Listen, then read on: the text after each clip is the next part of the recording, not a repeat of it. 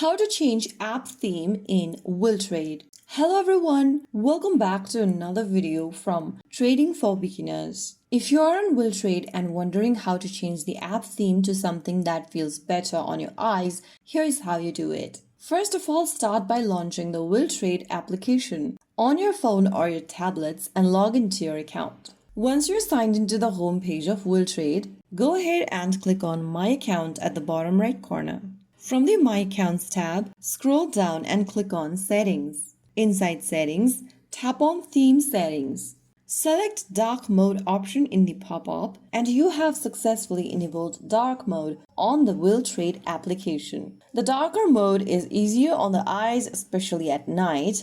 Once you select it, you'll see the dark interface immediately. So that's it. Changing your app theme is a small tweak, but it can make your trading experience more comfortable and enjoyable. If you ever want to switch between light mode, repeat the step and select day mode, and there you go. If you found the video helpful, don't forget to like, share, and subscribe to our channel. I will be back again in the next video. Thank you for watching.